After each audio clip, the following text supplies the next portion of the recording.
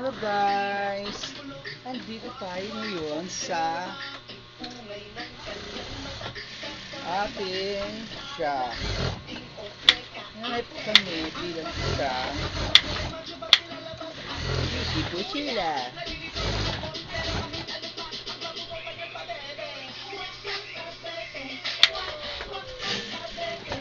Ito po guys ang buhay namin bilang mananahi. Kailangan po namin mayot araw-araw at magtahi para sa mga plano po. Para may maisusot ang ating mga kababayan. At